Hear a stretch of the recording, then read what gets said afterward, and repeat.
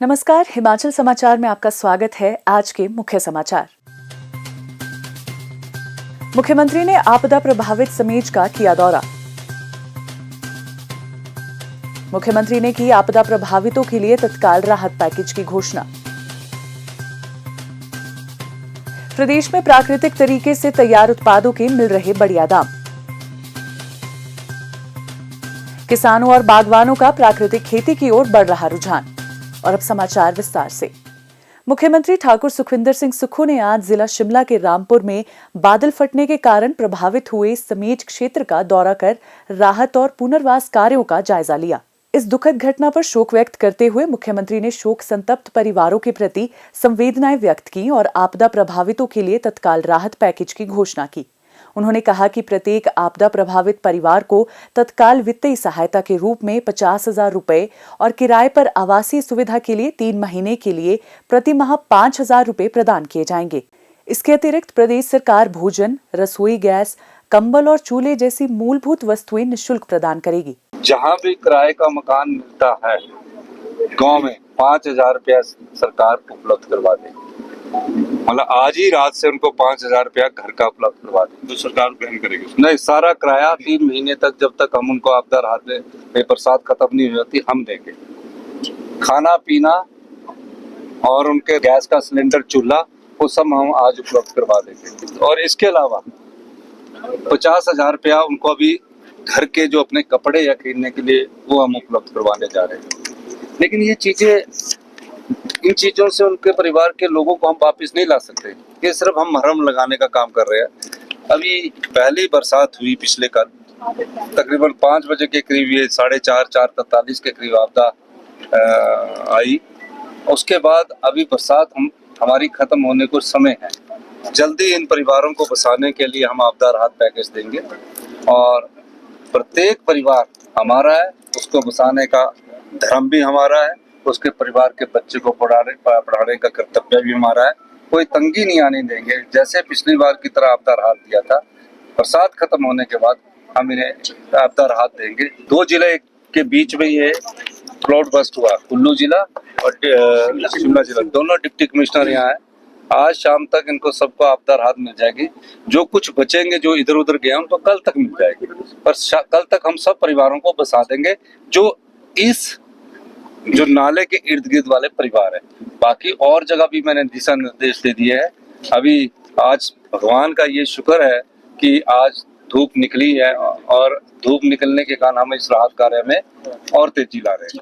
उन्होंने कहा कि प्रदेश सरकार प्रभावित परिवारों को राहत प्रदान करने के लिए प्रतिबद्ध है। मुख्यमंत्री ने आपदा प्रभावितों को आश्वासन दिया कि उनके घरों के पुनर्निर्माण के लिए शीघ्र वित्तीय सहायता की घोषणा की जाएगी। उन्होंने जिला प्रशासन को विस्थापित परिवारों के लिए वैकल्पिक व्यवस्था करने के निर्देश दिए ताकि इन परिवारों को किसी असुविधा का सामना न करना पड़े।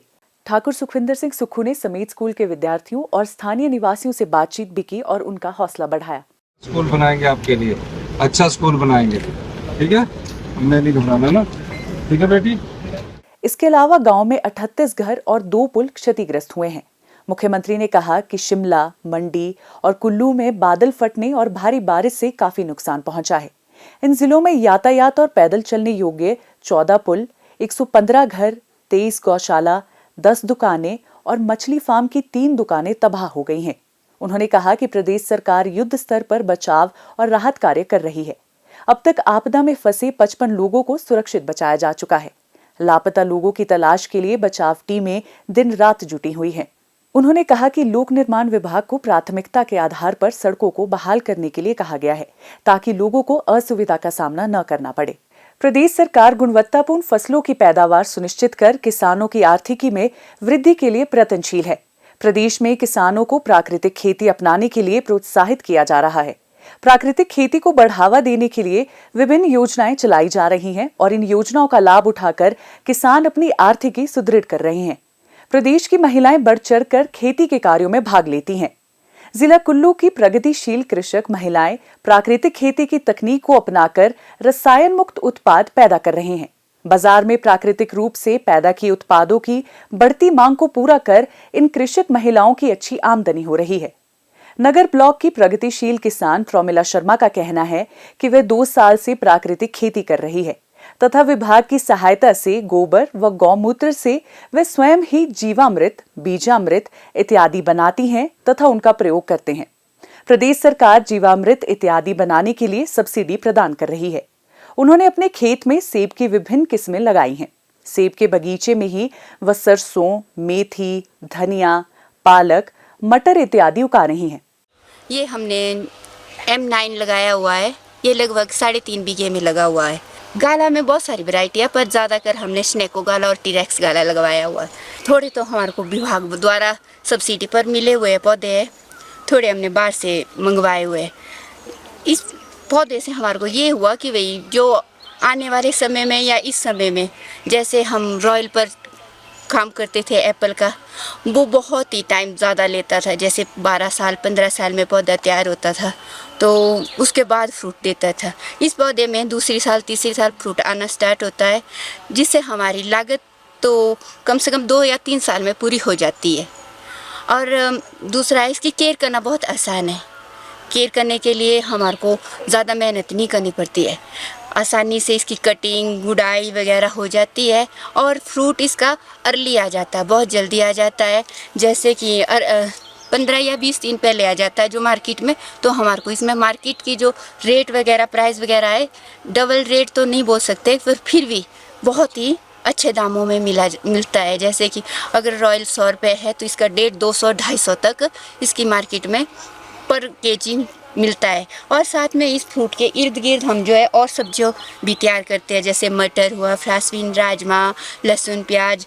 गुंडाई तो इसकी हर 3 महीने में 2 महीने में के बाद होती रहती है। तो साथ में फसल भी हमारी तैयार होती है। ये जो भी जितना भी ये प्लॉट हमारा बना हुआ है M9 का, वो सारा ही प्राकृतिक खेती से तैयार किया गया हुआ है। इस पर हम कभी भी खाद का इस्तेमाल नहीं किया हुआ। इसमें खट्टी लस्सी, सत्तार अर्क, घन जीवामृत और जीवामृत का ही काम किया जाता है। इस पर हमने कभी भी स्प्रे या कोई खाद का कभी इस्तेमाल नहीं किया हुआ।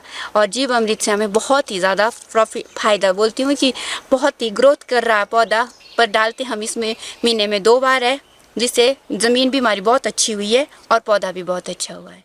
प्रगतिशील किसान श्री देवेंद्र शर्मा का कहना है कि लोग स्वस्थ जीवन शैली को अपना रहे हैं और प्राकृतिक रूप से तैयार उत्पादों के बाजार में अच्छे दाम मिल रहे हैं। कृषि विभाग द्वारा उन्हें प्राकृतिक खेती का प्रशिक्षण दिया गया है। सरकार की ओर से उन्हें अनुदान भी दिया गया है। प्रदेश सरकार किसानों, बागवानों और पशुपालकों के हितों को ध्यान में रखते हुए विभिन्न कल्याणकारी योजनाएं चला रही हैं। इन योजनाओं का लाभ उठाकर प्रमिला शर्मा और देवेंद्र शर्मा जैसे प्रगतिशील किसान अन्यों के लिए प्रेरणा स्रोत बन रहे हैं।